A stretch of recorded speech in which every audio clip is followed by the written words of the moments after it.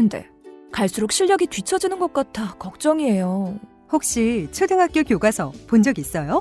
어려운 어휘가 너무 많아요. 학교에서는 어휘 개념을 하나하나 설명해 줄 시간이 정말 부족하잖아요. 그럼 어떡하죠? 내 아이의 어휘만큼은 내가 책임져야죠. 어휘 공부의 정성. 초등어휘 3천, 초등어휘 5천. 검색창에 초등어휘 3천을 쳐보세요.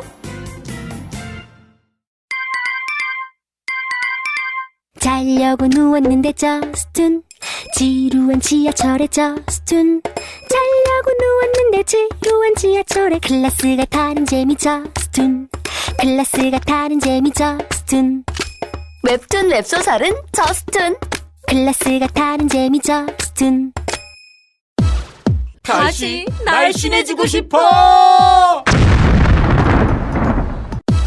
다이어트 해야 하는데 좀 간단한 방법 없을까? 1522-6648 1522-6648 혹은 비타샵을 검색해주세요. 야, 이 부장! 네가 부장이면 땅이야? 뭐? 저 인간 저건 쟤 오늘도 술술 풀리고 안 먹고 회수 갔냐? 내일도 신체 상태로 출근하겠구만. 아유. 고려생활건강 술술 풀리고 음주전 한포가 당신을 지켜드립니다.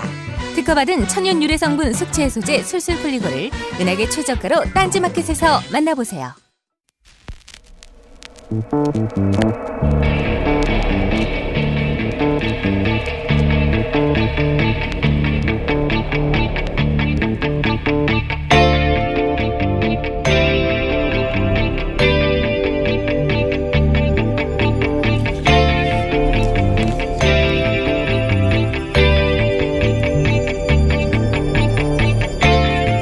안녕하세요, 김원준입니다. 어제 허위 난민 신청을 대행해준 국내 브로커 조직이 검찰에 의해 적발됐습니다. 난민 관련 국내 뉴스는 이렇게 대부분 부정적입니다. 우린 난민을 대체로 잠재적 테러리스트, 불법 체류자로 간주하죠. 난민지회에 관한 국제협약이 채택된 게 1951년이고 우리가 뒤늦게 126개 조인국 중 하나가 된 것도 이미 1993년이지만 그동안 인정된 난민 숫자는 터무니없이 적습니다. 작년 한 해 우리가 전 세계에서 받아들인 난민 총합이 100명이 안 되고 그나마 가족 재결합을 제외하면 60여 명. 참혹한 내전을 겪은 시리아는 1명입니다. 독일이 작년 한 해 수용한 난민이 28만 명. 스페인이 작년 17,000명 난민 수용을 약속했다. 실제 1,100명에 그치자 올해 초 우리 집이 당신들의 집이다라는 구호와 함께 바르셀로나에서만 30만 명이 시위를 했죠. 더 많은 난민을 수용하라고. 이 차이는 어디서 오는 걸까요? 독일이 시리아에 빚진 게 있는가? 오히려 시리아는 6.25 때 우리나라를 지원했던 국가입니다. 빚은 우리가 있죠. 그럼 돈 때문인가? 우리 경제가 독일의 28만 분의 1은 아니잖아요. 스페인보다 우리 GDP, GNI가 더 앞섭니다. 그렇다고 지리적 문제인가? 우리 인접국 난민도 우린 잘 안 받습니다. 이 차이는 어디서 오는 것인가? 우리도 세계 일부라는 연대의식 자체를 배우지 못한 것인가? 우리 스스로를 여전히 약소, 변방국이라 여기는 왜소한 자의식 때문인가? 나만 살면 된다는 정글 자본주의의 당연한 결과인가? 뉴스공장은 앞으로 이 질문을 끊임없이 던지고 그리고 그 답을 함께 찾아가 보겠습니다. 김원준 생각이었습니다.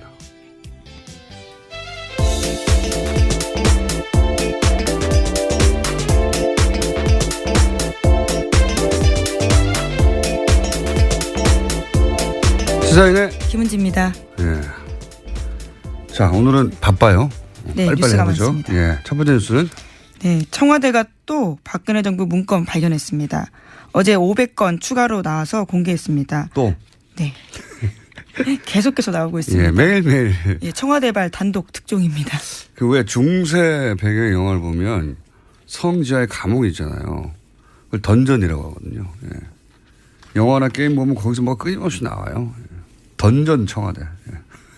그렇게 불러야 되겠어요? 뭐가 나왔습니까? 네, 어제 내용들을 좀 일부 공개했습니다. 가장 눈에 띄는 것은 보수 농객 육성 프로그램 활성화 등 홍보 역량 강화, 보수단체 재정 확충 지원 대책, 상대적으로 취약한 청년과 해외 보수 세력 육성 방안, 것과 같은 내용들이 있었습니다.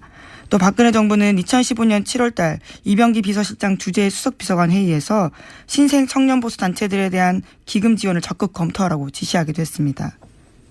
한마디로 돈 주라는 거네요. 네, 보수 세력 지원하라는 거죠. 보수 세력, 있는 보수 세력을 지원하라라기보다는 뭘 단체를 새로 계속 만들라는 거예요. 돈 주고 이게 사실은. 네.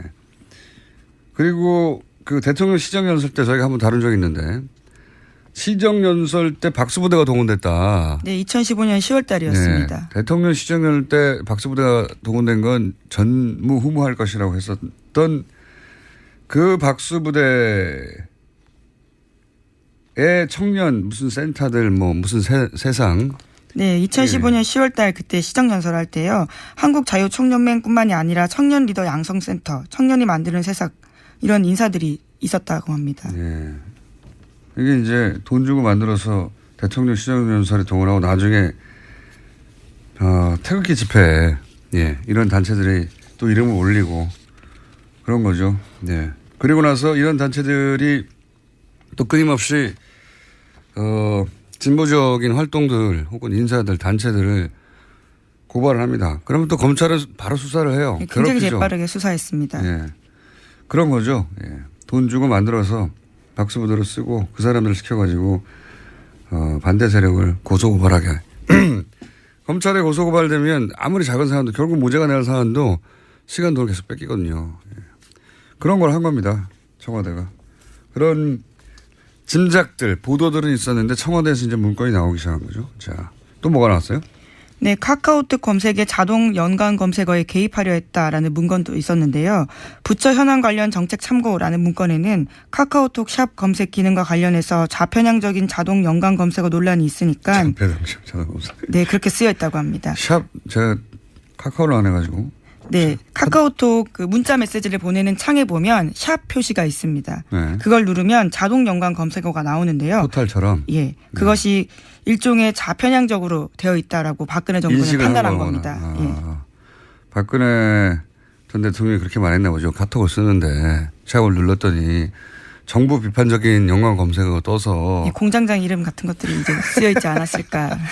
이게 사람들이 많이 검색하면 자동으로 뜨는 건데. 그렇죠. 아니 이 정부를 비판하는 검색어 뜨면 안 되지. 이건 거꾸로 얘기하면 검색어를 조작하라는 얘기잖아요. 예. 향후 포털 검색어 이거 한번 반드시 들여다볼 필요가 있다. 저는 그렇게 생각합니다. 네, 관련해서 포털 관련 내용도 있는데요. 포털 뉴스 서비스의 사회적 책임 강화 방안이라는 언급도 있습니다. 여기에는 언론사로서의 위상 부여 여부와 포털의 수익 환류 제도와 추진 검토, 일종의 포털을 손보겠다라는 뜻으로도 해석할 수 있는 부분입니다. 그렇겠죠. 예. 얼마나 그걸 마음대로 하고 싶었겠어요. 예. 그리고 그렇게 개입한 적이 없는가 과연 따져볼 일입니다.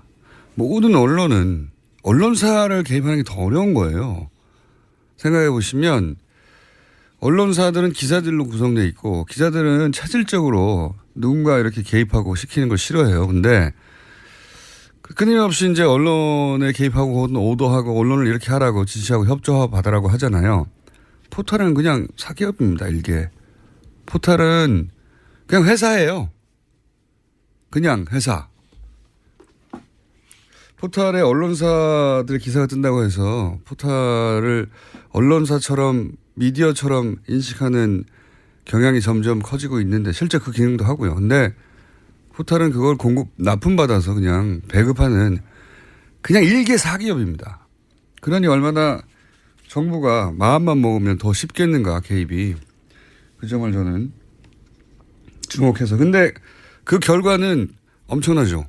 예. 그래서 영향력이 훨씬 커졌으니까요. 요새는 카카오톡 한 달에 4만 2천만 명 쓸 정도로 아주 크다라고 합니다. 4,200만 명이겠죠. 아, 예, 죄송합니다. 4,200만 명입니다.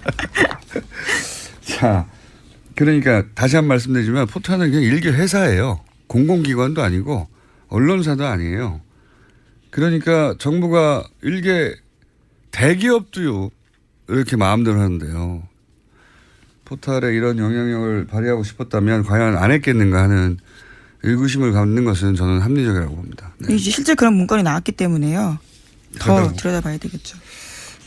볼 필요가 있다. 또 뭐가 있습니까? 뭐 문서가 네, 또 많이 나왔네요. 예, 관련된 내용들을 계속 좀 보고 알려주고 있는데요. 삼성 관련된 내용도 있습니다.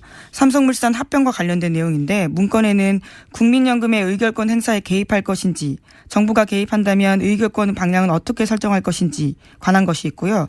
또 해외 헤지펀드의 공격적 경영권 간섭에 대해서 국민연금 등을 적극 활용하되 정부가 대기업을 지원하는 것처럼 보이지 않도록 위원 구성을 신중하게 하고 관계부처가 한 목소리로 대응해야 한다라는 표현도 있다고 합니다. 모든 게 다 들어있네요. 지금 소위 이제 국정농단 사태에 삼성 관련해서 주고받은 거. 그러니까 최순실 정유라에게 지원을 하고 삼성에게 뭘 해줬냐 대가로.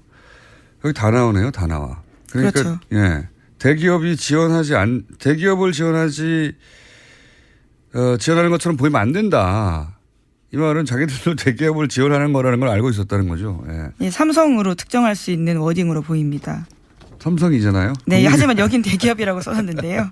네. 당시 시점이 그렇습니다. 삼성물산 합병건이 굉장히 논란이 되던 삼성이라는 때였습니다. 단어를 썼을 뿐, 예, 삼성을 지원하는 것처럼 보이지 않도록 해야 한다라고 문서가 나왔으니까 예, 삼성을 지원한다는 걸 자기들도 알고 있었다는 거고, 그리고 뭐 외부 전문가들을 잘 구성해야 된다 이런 말은 그 국민연금 그것도 문제가 됐었죠. 국민연금이 이런 정도의 금액을 투자하는 게 아니라 이제 간섭을 하면 의결권 행사 전문위원이 따로 있잖아요. 예, 그렇습니다. 근데 그 외부 전문가들은 반대했단 말이죠. 그러니까 그래서 외부 전문가들 전문위원회에 안건을 올리지도 않고 자체적으로 철회해버렸죠. 그렇죠. 국민연금 기금운용본부 간부들로 구성된 투자위원회 열었습니다. 그러니까 위원 구성을 신중히 하란 말은 반대 의견을 배제하라는 얘기고 문제가 된 게 다 여기 있네요. 예.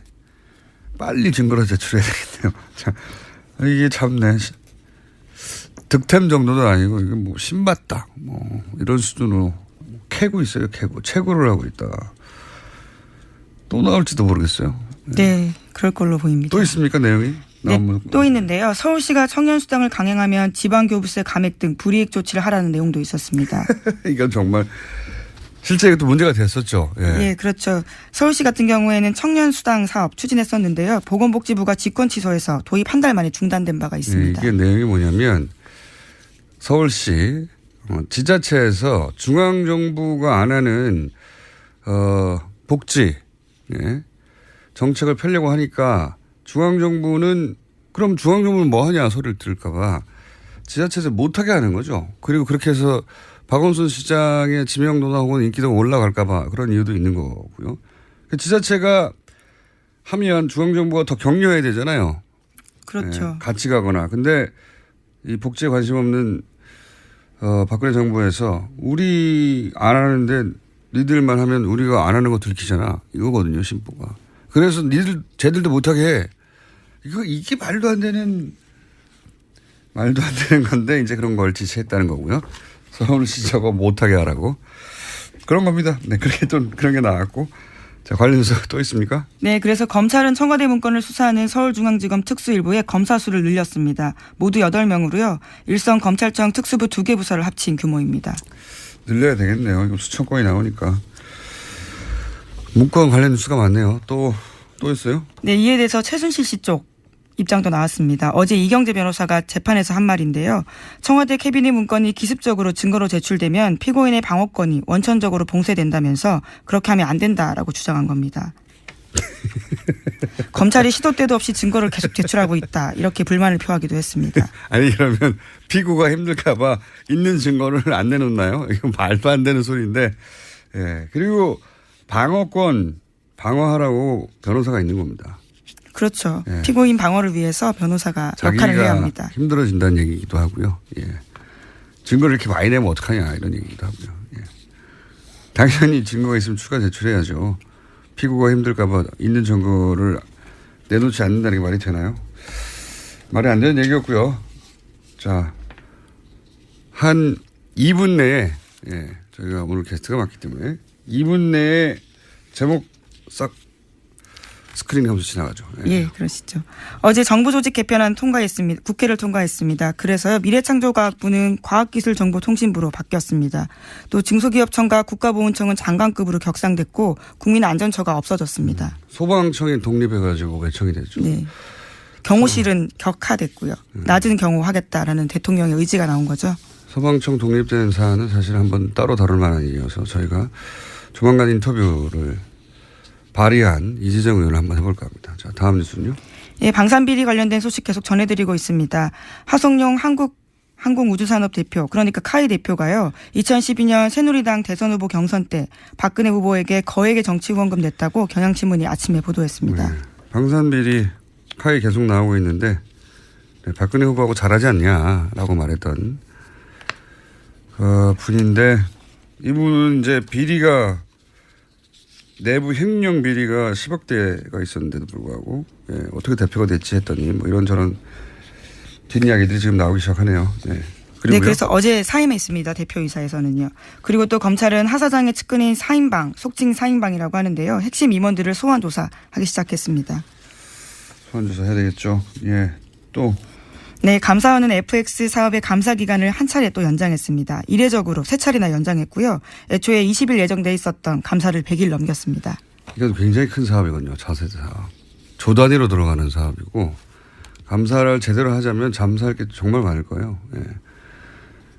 이게 10조 단위가 넘어가는 사업이라 뭔가 돈이 100억대가 새도 잘 보이지도 않는 사업이에요.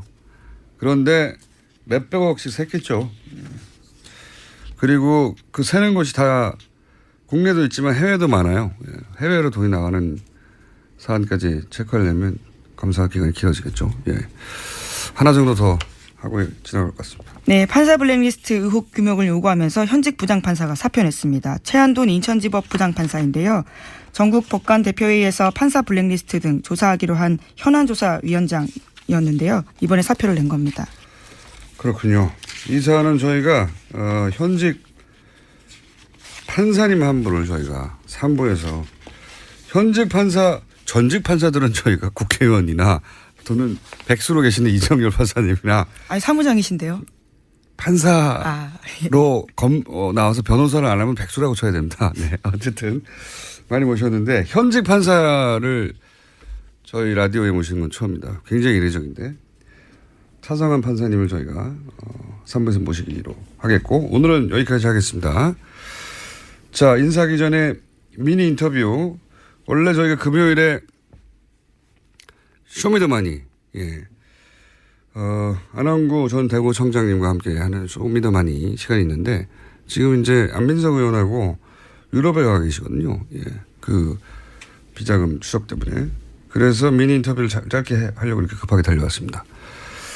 여기까지 아주 시사인의 김은지였습니다. 감사합니다. 자, 이미 연결돼 있군요. 예. 최순실 해외 도피 재산 추적을 위해서 유럽을 방문 중인 우선 왜 안민석 의원님을 연결하죠? 안원구 전장님 얘기인데 안민석 의원님이 지금 잠시 연결돼 있습니다. 안녕하십니까? 네, 대한민국 정치인 최초로 리텐슈테인 조세 피난국이죠. 네네. 리텐슈테인을 방문한 안민석 의원입니다. 리텐슈타인입니다, 의원님. 슈테인이 아니고. 리텐슈테인. 네, 알겠습니다. 어쨌든 방문하셨군요. 굉장히 소국이죠. 지금 현재는 어디 계십니까? 지금 헝가리에 와 있고요. 아, 헝가리요? 제가 리텐슈테인 이야기를 드린 이유는 여기서 이제 금융감독원 담당자를 만났는데요. 리텐슈타인에 전 세계에 블랙머니가 아주 숨겨져 있는 유명한 조세 피난국으로 알려져 있는데요. 도대체 어떤 나라일까 참 궁금했거든요. 조그만 왕국이죠. 왜 그렇게 어떤 국가 정책으로 이렇게 독재 국가라든지 그 돈 많은 부자들의 그 돈을 또 검은 돈을 숨겨주고 있을까 그런 것들에 대한 설명을 쭉 들었는데 재미있는 것은 앞으로 우리나라 정부 차원에서 예를 들면 이제 금융감독원이나 검찰에서 또 국세청에서 우리나라 사람들 관련한 금융 자료를 요청하면은 어떤 정부 당국 대 당국 차원에서 자료를 공개할 수 있다. 예. 그런 이야기까지 듣고 왔습니다. 아, 그러시군요. 방문해서 대표적으로 뭐 여러 번 방문하셨지만 이번 방문에서는 주요하게 어떤 일을 하셨습니까? 두 가지인데 첫째는 최순실 은닉재산 추적 이제 기존에 쭉 해왔던 거죠. 제가 이번에 4번째 독일을 왔거든요. 예. 이 최순실의 독일의 은닉재산을 추적을 지속적으로 하는 것 하고요. 두 번째로는 이 최순실 은닉재산의 최초의 뿌리 출발점으로 추정되는 그 박정희 비자금의 존재 이것에 대한 단초를 얻기 위해서 왔는데요. 독일 프랑크푸르트에서 난 교포에게 아주 그 흥미로운 제보를 받았어요. 작년에 최순실 씨가 한국 들어오기 바로 직전이었던 것 같아요. 자기 식당에 최순실 정유라 애기 그리고 보모 요렇게만 또 운전기사 요렇게만 밤 늦은 식당 문 닫을 시간에 와서 지금 스위스를 다녀오는 길인데 밥을 달라는 식사를 달라는 이제 요청을 받았다. 아마 자기 생각으로는 지금 보니까 스위스 은행을 다녀오는지 않았나 그렇게 의심된다. 그러한 이제 제보도 받았고요. 또 1976년도에 박정희 시대죠. 박정희 시대에 스위스의 외환은행 사무실이 개소됐다는 그런 이제 그 현지 교포은행가의 제보를 받아서 쭉 이제 추적을 했는데 사실로 확인됐고요. 마침 이번에 스위스 쭈리히에서 그 외환은행 사무소가 있던 그 건물을 이제 확인을 했어요. 재미있는 것은 이 외환은행 사무소 76년도에 개소됐던 이 사무실 위치가 프레이저 보고서에 나오는 박정희 스위스 비밀 계좌가 있었다고 하는 유나이티드 뱅크 UBS 예. 거기와 도보로 한 5분 거리에 위치해 있더라고요. 가까웠다. 76년에 왜 사무실을 이렇게 개설했을까? 이거 좀 확인돼야 되고요. 그래서 좀 이건 특별법 없이는 70년대 이런 사항을 확인을 정확하게 하기가 어려운 그런 이제 한계가 있죠. 그래서 특별법이 꼭 필요하다는 생각을 알겠습니다. 하게 되었습니다. 의원님, 네. 옆에 안한군 총장님 계십니까? 옆방에 있습니다. 아니, 원래 저희가 안한군 총장님과 통화하기로 했는데 안민석 의원님과 아니, 우리가 지금 네. 2,000km를 최순실 루트를 따라서 독일, 스위스, 리텐슈테인, 오스트리아, 헝가리 5개 나라 2,000km를 지금 달려왔거든요. 차와 기차로. 그래서 공장장도 우리 격려를 해줘야지 이렇게 웃으면은 이건 뭐 네, 고생하셨습니다. 하늘이 무너질 듯해요. 하늘이 무너질 듯. 그렇게 하시죠. 예. 웃지 말고. 예. 자, 의원님 잠시 계시고요. 안한군 총장님 좀 바꿔주십시오. 총장님. 예, 안녕하십니까. 네. 저희가 총장님하고 통화하려고 그랬는데 안민석 의원님이 많은 시간을 뺏었습니다. 지금 최순실 은닉 재산은 어떻게 되어가고 있습니까? 찾으신 게 있습니까? 또 추가적으로? 예, 지금 몇 군데 지금 확인이 되었고요. 그런데 요번에 이상한 점은 이미 그 최순실 재산 일부가 예. 누수가 되고 있다는 정황을 누수요? 예. 지금 우리가 현행 법상으로 범죄 수익으로 확정이 돼야 몰수를 할 수 있지 않습니까? 예, 예. 그런데 지금 최순실 재판이 지금 진행 중에 있고요. 예. 근데 현행법으로도 일단 확인되기 전에 예. 그런 정황이 있으면은 확정된 보존함이라는 그런 조치를 취해서 재산 누수가 되지 않도록 해야 되는데. 누수. 예. 새지 않도록. 예. 예. 새지 않도록 해야 되는데 이미 일부가 지금 정리가 되고 있는 정황. 예를 들어서 이미 밝혀진 그때 구매했던 호텔이나 이런 부동산이 있지 않습니까? 그 이전의 것 말고 국정농단 사태 와중에 밝혀진 그 호텔 같은 경우는 어떻게 됐습니까? 그래서 지금 그런 게 일부가 지금 팔렸는 것으로 지금 저희들이 확인이 되고 있고요. 팔아서 현금화를 했나요? 재산들은 현금화된 것으로 보입니다. 누구한테 팔았죠? 이 재산을 형성할 때 예. 저희들이 추적해오는 그 부분들을 조력했던 그 팀들의 일부 재산, 일부 회사에서 취득한 것이 아니라 지금 그러면 이는 되지 않았지만 그러면 그 말씀은 그러니까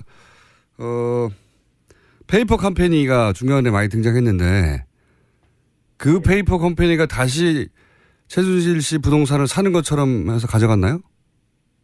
그렇습니다. 사는 주체들은 이 재산을 형성하는 과정에서 도와준 세력들이죠. 그러면 최순실 씨가 도로 가져간 거 아닙니까? 이름만 막 바꿔서? 뭐 그렇게도 볼 수 있죠. 그래서 이제 정확한 내용은 일단 조사를 좀 더 해봐야 되겠지만 그렇게 지금 추정이 되고 있습니다. 아하, 최순실 재산이 정리되고 있는 와중인 거군요. 그러니까. 네, 안 국장님, 저희들이 받았던 제보 하나를 소개를 해드릴 것 같아요. 독일에 있는 동포 여성분이요. 네. 이런 제보를 저희들에게 합니다. 잠깐만요, 의원님. 이거 굉장히 중요해서 혹시 미리 잘 정리한다는 말씀하실 내용 아닌가요? 방송에 나오시려고 미리 이야기인데요. 아직 정리 안 된 채 터뜨리신 거 아닙니까? 아니요, 재산 처분하고 비슷한 이야기인데요. 저희들이 받은 제보가 프랑크푸르트의 안 여사라고 하는 분이 자기가 최순실에게 월급을 받고서 어떤 그 가게에서 일을 하고 있다. 네. 그런 제보를 해서 그 안 여사를 찾아가라. 그래서 이제 저희들 쭉 추적해서 그 이제 근무를 찾았는데 그 안 여사가 근무했다는 그 근무는 이미 다른 회사가 들어섰어요. 그래서 아마 페이퍼 컴퍼니를 이용해서 어떠한 사업을 했던 것으로 생각되는데 이 방송을 들으시는 독일 프랑크푸르트에 계셨던 안 여사라고 하시는 분요. 이미 지금 귀국을 했습니다. 국내 한국에 계실 걸로 추정되는데요. 안 여사님은 저희들에게 연락을 해주시면은 최순실의 또 페이퍼 컴퍼니 한 부분을 정확하게 밝힐 수가 있습니다. 알겠습니다. 방송을 지금 스피커로 쓰시는 거군요. 지금 방금 제보자를 찾는. 알겠습니다. 다시 의원님 들어가시고요. 다시 안홍구 청장님께 한두 가지 여쭤보겠습니다. 네.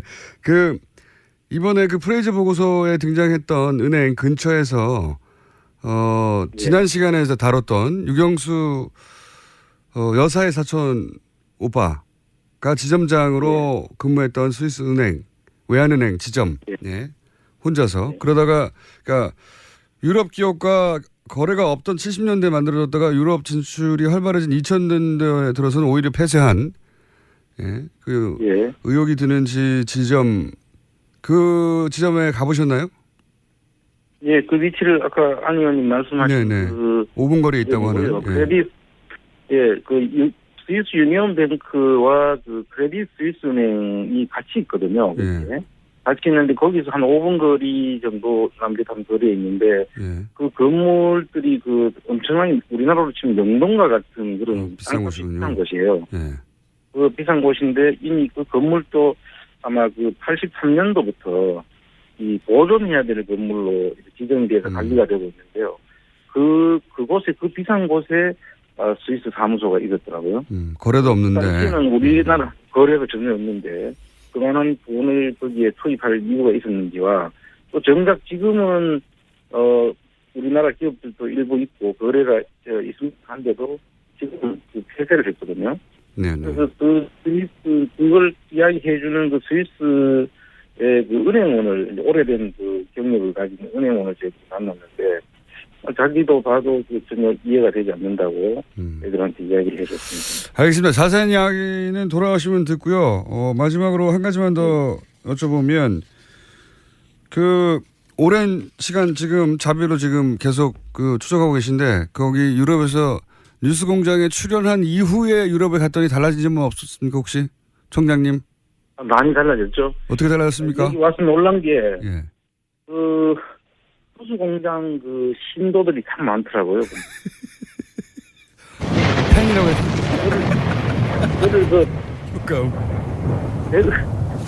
저를 대구 청량으로 알지 않고, 네. 천둥 번개로 알고 계세요. 저희가 하도 심심해서 말씀하실 때 천둥 번개로 효과음을 넣었는데 그렇군요. 뉴스공장 팬들이 해외에 참 많습니다.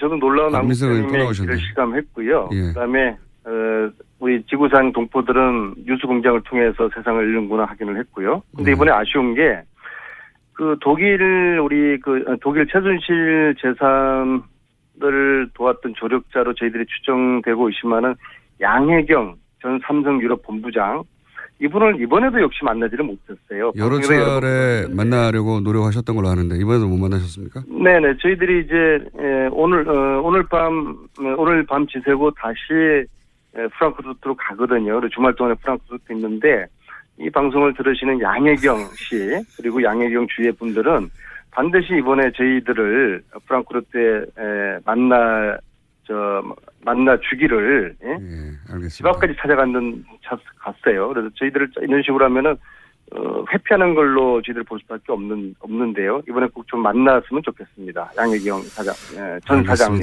네. 꼭 좀 만나주시죠. 준비된 시간이 거의 다 돼버렸는데. 네. 피하는 자 범인입니다. 네. 안한구 총장님 시간을 다 뺏으셨어요. 안민석 의원님이. 자, 두 분 고생하시고요. 언제 돌아오십니까? 여기 양혜경 사장 만날 때까지 있을 겁니다. 알겠습니다. 다음 저희 뉴스공장 고정 시간에는 두 분 다 돌아오시길 빕니다. 건강하시고요. 수고하십시오. 감사합니다. 감사합니다. 네. 안원구 전 총장님한테 자세히 얘기를 들으려고 했는데 안민석 의원님이 시간을 다 뺏었습니다. 네. 두 분만 남았습니다. 아무도 묻지도 따지지도 않고 가입하셨다고요? 보험은 너무 어려워요. 걱정 마십시오. 마이보험 체크가 도와드립니다. 1800-7917 마이보험 체크로 지금 전화 주세요. 1800-7917 이미 가입한 보험이나 신규 보험도 가장 좋은 조건을 체크해서 찾아드립니다. 인터넷 한글 주소 마이보험.com 또는 카카오톡에서 아이디 검색 마이보험을 친구 추가하여 상담하실 수 있습니다. 모닝똥? 제겐 사치였죠. 내가 토끼인지 토끼똥이 나인지 내가 변을 본 것인지 변을 당한 것인지 나는 바나나이고 싶다. 간혹 구렁이이고도 싶다. 미궁 대장사랑 빅똥의 추억 미궁 대장사랑이 찾아드립니다. 혈중 콜레스테롤 개선과 배변 활동에 도움을 주는 건강기능식품입니다. 검색창에 미궁 대장사랑. 미궁 장사랑 이름 바꿨어요. 프로바이오틱스 12종 추가. 미궁 대장사랑. 골반 잡자 바로 잡자 바디로직 허리 통증 바로 잡자 바디로직 2017년 쿨 썸머 바디로직 라이트 출시. 통기성이 좋아 땀 걱정 없이 한여름에도 쾌적하게. 입은 듯 안 입은 듯 가벼움의 신축성은 그대로. 자세가 좋아지는 골반 교정 타이즈 바디로직. 검색창에 골반 교정 바디로직 라이트.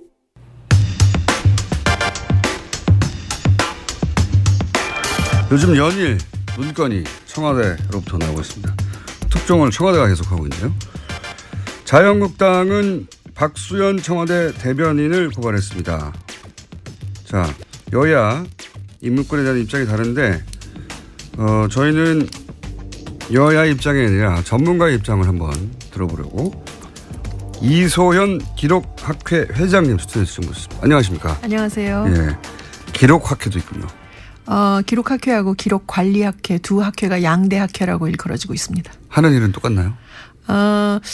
기록학회는 저는 문헌정보학 전공한 사람이지만 역사학 전공하신 선생님들이 좀 많이 계시고 기록관리학회는 문헌정보 쪽 선생님 많이 계시고. 예. 알겠습니다. 양대학회 중에 한 군데 회장님을 저희가 스튜디오에 모시는데 자 이제 이거부터 여쭤볼게요.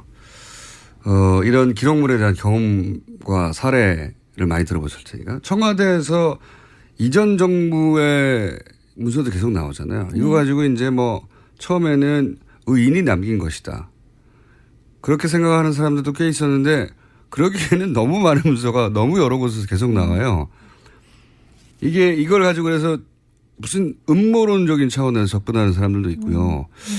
이렇게까지 많이 남길 수가 있는가라는 사람들도 있는데 우선 기록물을 많이 다뤄본 분으로서 이럴 수도 있습니까? 이런 사례들이 있어요? 공공기관에서 예전 문건들이 막 나온다든가. 서울시에서 서울시청사 레노베이션 하면서 직원들이 다 임시공간으로 옮기고 나서 기록연구사하고 학예연구사 서울역사박물관 학예연구사 2명이 2인 1조로 이제 전체를 턴 적이 있는데 조선 총독부 시절 문서부터 나왔습니다. 조선 총독부 시절. 1933년 조선 하천조사연표부터 나왔어요. 그러니까 사무실마다 캐비넷 같은 것들이 항상 거기 있지만 항상 거기 있어서 벽처럼 보이는 가구가 하나씩 있는 거예요. 그렇게 그게 하나 있었고 그래서 세종시로 이제 공공기관 이전할 때는 아예 작정을 하고 이관하는 곳에 이제 이때는 중앙부처 중심으로 처음에 그 기록물 관리 연구사들이 다 배치가 된 상황이었으니까 이런 걸 다 알고 다 사무실 직원들 이사한 다음에 다 털어갖고 또 엄청난 거 많이 찾아냈죠. 아하. 이거는 흔한 일은 그러니까 매우 드문 일은 아닌데 이제 이 사실에서 우리가 알아야 될 것은 근데 이제 기록연구사들이 매년 일을 제대로 했다면 이게 매년 털어졌어야 되는 거예요. 아하. 처음 갔을 때 터는 거고 그다음에 매년 터는 거고 예를 들어서 부산시 교육청에서 2010년에 재헌의회 의사록이 나왔거든요. 그게 부산에서 나왔다는 거죠. 재헌의회 때. 예. 그러니까 1948년도 재헌의회 의사록이 국회기록보존소에는 없었는데 부산시 교육청에서 나왔단 말이에요. 그거는 이제 부산시 교육청에 기록연구사가 배치가 돼서 문서고랑 이제 이런저런 공간을 다 털어보니까 뭐가 나왔는데 이제 왜 거기 갔는지는 아무도 모르죠. 또 국회 직원이 뭐 6.25 때 정도에 그걸 들고 피난 갔다가 관공서 어딘가에 맡겼는데 그 건물이 뭐 이렇게 저렇게 기관이 옮기면서 교육청에 관할이 됐다. 이런 시나리오가 좀 가능한 상황이죠. 그러니까 지금 그 박근혜 정부 막바지에 문서를 대량으로 파쇄해서 그러니까 청와대 전 직원이 익명으로 이런 인터뷰를 했거든요. 우리가 다 파쇄했기 때문에 남아있을 리가 없다. 말도 안 되는 얘기죠. 저 같으면 가만히 있을 것 같아요. 네. 범죄 사실을 스스로 인정한 경우이기 때문에. 그러니까요. 자기들이 다 없애버렸는데 어떻게 남았지? 그러나 이런 사례는 굉장히 많다. 그러니까 아니 근데 그거는 처음으로 연구사가 배치돼서 털었을 때 이제 오래된 문서가 나오는 거고 연구사가 배치된 다음에는 이게 원래 학자들 사이에 제가 학문적 용어를 애써 보겠습니다. 네. 어쨌든 매년 한 번씩 그거 조사해야 돼요. 기록물 조사를 원래는. 사무실마다에 부서마다에 있는 기록관리 담당자라는 분들이 있어요. 업무는 딴 게 있지만 이제 서무처럼 그 업무를 맡는 분하고 기관마다 배치되어 있는 연구사하고 이제 팀이 되어서 매년 문서들을 정리해서 목록을 작성하고 폐기할지 보존할지 뭐 이런 거를 정리를 해야 되는데 청와대에서 참여정부 시절 문서까지 나왔다고 하잖아요. 그 얘기는 뭐냐면은 그 이명박 정부 때나 박근혜 정부 때 청와대는 기록관리 업무를 하지 않았다라는 증거다. 저희는 그렇게 받아들이고 있습니다. 전문가들이 볼 때 이거 일을 안 했구만 이렇게. 했다고 볼 수가 없어요. 그런데 지금 방금 말씀드렸지만 우리가 다 파기했는데 있을 리가 없어 라는 말이 이게 자기들이 불법을 한 걸 인정한 거 아닌가 싶은 생각이 드는데 맞지 않나요? 그러니까 약간 저는 좀 이해가 저라면 끝까지 말 안 할 것 같은데요. 이게 지금 공무원들이 업무를 수행하다가 뭐 벌을 받을 수 있는 그런 어떤 규정이 많지 않은데 기록물 무단 폐기만은 그래요? 굉장히 큰 벌을 받게 돼 있어요. 대통령기록법에 따르면 대통령 기록물을 무단으로 파기하고 은닉하고 유출하고 막 이러면은 그 7년인가요? 제가 어디 적어놨는데 엄청난 벌을 받게 돼 있는데. 그러니까 이게 상충되는 주장을 하는 거네요. 그렇죠. 우리가 대통령 기록물을 다 파기할 수 있을 리가 없어. 그거는 라는 주장도 하나 있는 거고 또 하나는 대통령 기록물을 그렇게 공개하면 어떡해 이런 주장을 동시에 하는 거 아닙니까? 공개하면 안 된다는 주장을 크게 하기 위해서 말하면 안 될 내용을 말하지 않았나라는 생각이 좀 듭니다. 그러니까요. 파괴했다면은 대통령 기록물을 파괴했다는 걸 인정해버리는 게 되는데. 그렇죠. 그래서 저희가 있을 리가 없다는 말을 하다 보니까 그죠. 엊그제 저희가 이제 그 기록학회하고 투명사회를 위한 정보공개센터, 알권리연구소, 한국기록전문가협회 이렇게 네 단체가 국회에서 기자회견문 발표했는데 거기 요청하는 것 중에 하나가 이 무단 폐기했다는 직접 증거가 나왔으니까 수사하고 고발하라. 고발하라. 그게 저희 요구 사항입니다. 이거 무단 폐기 굉장히 중요한 문제죠. 그렇군요. 그것도 범죄 사항이군요. 지금 이제 남아있는 문건들의 내용들이 이제 지금 각종 국정농단의 증거물로 쓰여질 수 있을 것 같다는 얘기도 한편으로 나오지만 또 한편으로는 파기했다는 사실 자체도 고발 내용이 고소 내용이 되는군요. 예, 네. 저희 요구사항이 3개였는데요. 첫째는 이번에 발견된 기록들도 마찬가지고 황권한대행이 이제 위임받아서 지정한 기록도 저희는 그거는 법에 근거가 없는 무리한 정도가 아니라 글쎄 법의 취지에 맞지 않는 잘못된 해석이라고 생각하고 있어요. 그 자체 지정해서는 안 된다고 보는데 그 기록까지 포함해서 이 모든 걸 다 공개하라라는 게 첫 번째 요구사항이었고요. 두 번째가 무단 폐기 조사해서 처벌하라. 세 번째는 이 이관 전반적인 진행되는 내용에 대해서 조사해서 또 조사하라. 이게 세 가지가 요구사항입니다. 되지 않았다 아예. 예, 이게 지금 지난 10년 동안 대통령기록법은 여러 가지 정치적 전쟁 상황 그렇죠. 속에서 아주 너덜너덜해졌는데 이번 일이 아주 뭐 총체적으로 난맥상을 다 보여주는 그런 일이라고 생각하고 그럼 있습니다. 지금 청와대가 자체적으로 이건 공개도 되고 이건 공개할 수 없고 뭐 이렇게 구분 작업을 진행하고 있는 것 같아요. 네. 그중에 일부는 이것은 지금 재판 진행 중인 사안으로 연결되니 검찰에 넘기기도 하고 이런 행위 전체를 지금 야당에서는 불법으로 보고 있지 않습니까? 학회에서는 어떻게 보고 있습니까? 이 대통령기록법의 1조의 법의 목적을 보면 국정 운영의 투명성과 책임성을 위해서 이 법을 제정했다라고 돼 있어요. 지금이야말로 박 전 대통령의 책임을 물어야 할 때인 거죠. 마침 또 법적 책임을 묻는 지금 단계에 와 있고요. 그러니까요. 근데 거기서 굉장히 중요한 단서가 되는 내용들이 나왔다는 거죠. 그걸 이제 공개도 여러 차원이 있죠. 완전히 국민들한테 이 또 학회장 같지 않은 말이라고 하시겠지만 까버릴 수도 있는 거고. 아니면은 뭐 그 단계로 털어서 깐다. 그렇죠. 털어서 깔 수 있는 거고. 그 다음에 뭐 법원에만 제출한다고 하는 거는 완전 공개하는 거랑은 또 아니죠. 별개의 문제죠. 그렇죠. 그러니까 지금 또 뭐 완전히 다 유출한 것처럼 주장하고 있지만 사실은 일부 법적 검토를 통해서 공개해도 상관없다고 자기들이 판단한 거를 열고 나머지는 이런 게 있다라고 이야기한 거지. 이거 유출이라고 말할 수는 없단 말이에요. 그러니까 이런 문제에 대해서 근데 이거를 이제 그러나 만약에 모든 게 다 정상적인 상황에서 저희가 보기에 이것은 대통령 기록을 보호해야 되는 상황이다라고 보는 입장에서 이런 일이 벌어졌다면 이런 거는 좀 법의 취지를 생각해서 보호할 건 보호해달라고 요청하는 기자회견을 저희가 했을지도 거꾸로. 모르겠어요. 네. 그러나 이번 상황은 박 전 대통령이라고 하는 분이 아주 특별한 대통령이잖아요. 아주 특별한 분이죠. 네네. 근데 이런 분이 나올 것을 예상을 못하고 저희가 대통령 기록법을 만들었기 때문에 지금의 법으로는 이번에 벌어진 일들을 굉장히 복잡한 일이라 뭐 한마디로 말할 수도 없지만 지금의 법으로는 이거를 처리할 수가 없다라는 게 저희 입장이에요. 그리고 오히려 지금 벌어진 범죄 혐의를 소명하는데 대통령 책임을 강조하며 만든 기록물 법이니까 그 책임을 제대로 수행하지 못한 대통령이 이런 일이 벌어졌으니 책임을 묻기 위해서 이런 문서는 활용돼야 된다. 대통령 입장에서도 지금 억울하게 지금 이렇게 당하고 있는 측면이 있다면 기록으로 그것을 소명을 해야죠. 그렇죠. 기록은 책임 행정의 도구니까요. 그런데 그걸 그걸 무조건 안 보여주려고 한다거나 그것을 이런 식으로 발견했다고 얘기했다고 해서 막 고발하고 이러면 그분들이 만약에 지금 자유한국당이 이제 박수현 대변인이랑 고발했잖아요. 그분들이 만약에 문서 세단기 이용해 갖고 수십 대를 이용해서 파기했다 이런 이야기가 나왔을 때 그 고발도 하고 그렇죠. 이 고발도 하고 그러니까. 그럼 저희가 참 저분들이 기록에 대한 인식이 있으시구나 이렇게 생각해 드릴 수가 있지만 좀 그런 거는 일체 모른 척 하다가 이날 이때껏 벌어졌던 일들을 다 모른 척 파쇄한 하다가 거는 박수 치는 거와 마찬가지로 그리고 내가 파기했다.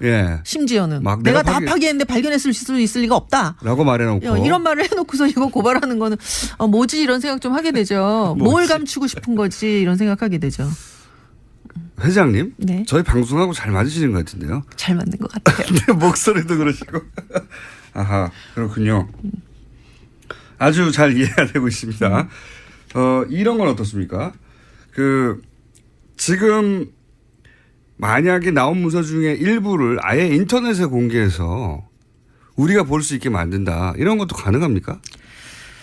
근데 이제 그게 하려면은 할 수도 있겠다 싶은데 이제 저라면 이제 그렇게 권하지는 않을 것 같아요. 이게 지금 발견된 게 처음에 300건 정도였을 때는 모르겠는데 이게 지금 수천 건에다가 앞으로 또 뭐가 더 나올지 모르는 상황이란 말이에요. 그중에 일부 제가 말하는 건 전 국민이 알아도 되겠다 싶은 내용. 저도 궁금하거든요, 사실. 공개를 할 수도 있겠죠. 있습니까? 그러니까 공익적인 목적이라든가 또는 자료를 무조건 숨기는 게 자료에 관한 그 자료를 보관하고자 하는 사람들의 정신이 아니잖아요. 나중에 결국 그렇죠. 활용하려고 하는 것이고. 모든 기록은 전국적으로 공개할 것이 아니라면 굳이 생산해서 관리할 이유가 없다고까지 말할 수 있죠. 결국은 그러니까 나중에 보려고 하는 건데. 지금 문제가 되는 지정기록 제도조차도 이게 뭐 영원히 숨겨두겠다고 영원히 보호하겠다는 제도가 아니라 좀 꺼림칙한 기간 동안에는 가려줄 테니 그거 믿고 많이 생산해라라는 제도예요. 그러니까 그렇죠. 공개를 전제로 한 거죠. 예전에는 정권 바뀔 때만 다 없애버렸기 때문에. 그렇죠. 대통령 만약에 정권이 바뀔 게 염려돼서 꺼림칙하다면 법으로 보호해 줄 테니 문서를 많이 생산해서 차후에도 역사의 기록으로도 참고하고 다음 대통령도 이 회담 때 혹은 이 협정 때는 이런 과정이 있었구나 참고하라 이런 목적 아닙니까? 그렇죠. 문서가 보물이라서가 아니라. 그렇죠. 그런데 지금 제가 이제 이 질문을 드리는 이유는 뭐냐면 국정농단과 관련된 일들은 저희 그 일반 국민 모두가 사실은 관계자거든요. 그렇죠. 네, 촛불 집회에 나가서도 이 국면을 만들어내기도 했고, 그러니까 그거와 관련된 문서 일부는 당장 볼 권리가 있는 거 아닌가 우리가 일부는 뭐 대통령이 아주 비밀스러운 일을 했고 뭐 개인의 신상이 있다든가 그런 거 말고 저희는 사실 성형수술에 큰 관심이 없잖아요. 그런 건 기록물로 없겠죠. 근데 이제 저희가 어쨌든 이 국정농단 사태와 관련하여 그걸 초래한 문서들이 있다. 초래한 내용들. 그건 저희도 볼 권리가 국민이 볼 권리가 있다고 생각이 들거든요. 저는. 일단 뭐 공개하시는 분들 쪽에서는 뭐 공개 여부를 생각해 보실 수 있을 것 같고요. 학자적 입장에서 학자뿐만 아니라 전 국민은 정보 공개 청구를 할 자격이 있어요. 그렇죠. 공공문서에 대해서는. 그래서 이미 이 청와대에서 발견된 문서, 이 발견 문서라고도 부르고 캐비닛 문서라고도 부르는 이 문서들에 대해서 뭐라고 부릅니까? 저희도 캐비닛 문서라고 부릅니다. 다른 자료하고 같이 검색되라고. 캐비넷 문서. 캐비넷이라고 하면 안 나올까 봐. 그래요? 예. 근데 그 캐비닛 문서들에 대해서 이미 정보공개 청구를 했다고 제가 전해드린 게 두 주체가 이제 정보공개 청구를 했어요. 투명사회를 위한 정보공개센터가 했고 그다음에 그 송기호 변호사가 했다고 또 들었는데요. 그럴 법한 분들만 했네요. 그렇죠. 뭐 다른 분들도 다 할 수 있습니다. 굉장히 쉬워요. 클릭 몇 번이면 착 할 수 있는데 문제는 이제 그 청구를 받게 될 쪽이 아마 대통령 기록관일 것 같아요. 이관을 했다고 하니까.